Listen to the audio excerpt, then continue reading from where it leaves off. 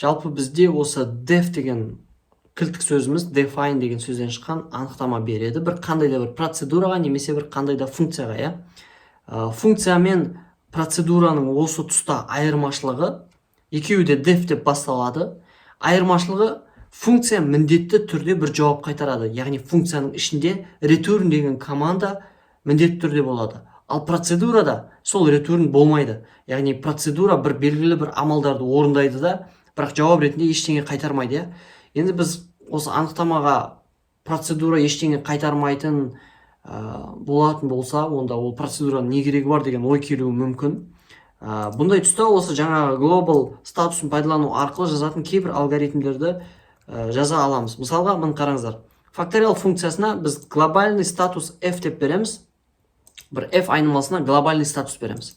Одан кейін rest деген біздің көбейтінді жинайтын, факториалдың көбейтіндісін жинайтын, результат жинайтын айнымалы, иә.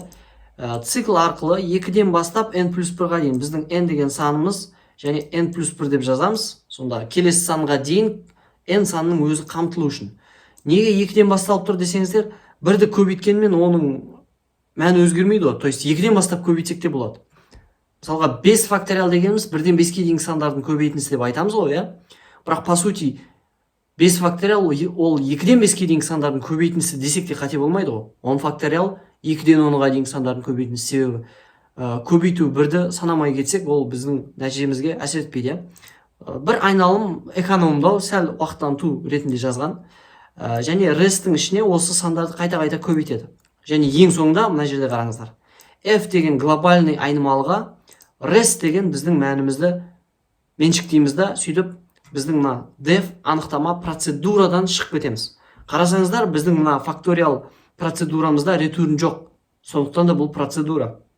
Енді бұны қалай қолданамыз? Әрі қарай біз кез келген есептеу жазып шығаратын болсақ, мысалы print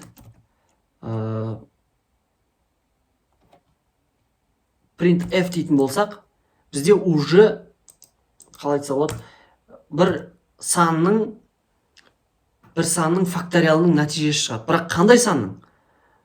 Біз бірінші былай жасап алу керек. Біз факториал деген функцияны шақырамыз да, оған бір 9 деген мән салайық.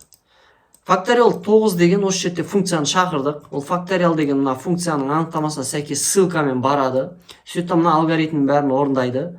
Нәтижесінде мына 9 факториал есептелінеді да, rest'те сақталады. Ал rest f-қа қарай жібереді. F деген бір айнымалға. Бізде f деген глобальный статус қой, глобальный айнымал ғой. Енді print f деп запуск баса салатын болсам, мен 9 факториалдың жауабын шығарып бере салады. Print f деген. Мен f деген айнымалға меншіктеуді функцияның ішінде көрсеттім. Және ол глобальный. То есть біз осылайша глобальный статусты қолдану арқылы белгілі бір ретурнді жазбай, процедура құрастырып, солайынан кодты біз есептеп кетсек те болады. Жалпы мына менің жазған процедурам негізінен нашар болып есептеледі. Себебі бір проект үшін жаман емес, бір проекттің проблемасын шешіп беруі мүмкін. Бірақ егер осы фрагментін біз осы функция процедураны копировать етіп, басқа бір проектте және қолдану үшін, үнемдеу үшін сояққа вставить еткіміз келсе, көшіргіміз келсе, мына жерде біз көп нәрседен ұтыламыз. Себебі f деген айнымал ол жерде бос емес болып қалуы мүмкін. Одан кейін бізде мынау глобальный статусты оған беріп қойғанымыз қателік болуы мүмкін. Жаңағыдай f айнымалысымен басқа жақтағымен мешать етеді. Және бұл жерде жалпы бұндай жағдайда процедура емес, көбінесе функция қолданғанымыз дұрысырақ. Және мына жерде return rest деп жаза салғанымыз негізі тиімді. И мына жерде global f деген статусты бермей қойған дұрыс. Себебі f айнымалысы қандай да бір айнымалыға біз глобальный статус беріп атқанда, біз жалпы бүкіл проекттегі сол айнымалының барлығына бұл глобальный статустың әсер етіп кететіндігін мұқият болуымыз керек. Және біз глобальный статус тағайындайтын айнымалымыз соған лайықты болу керек та. Бұл енді алдағы уақытта үлкен проекттер жазу барысында қарастыратын мәселеміз. Жалпы мына жерде көбінесе функцияны бір мәнді қайтаратын қылып жаза бергеніміз дұрыс. Мен факториал 7 деп соның мәнін қайтарайын.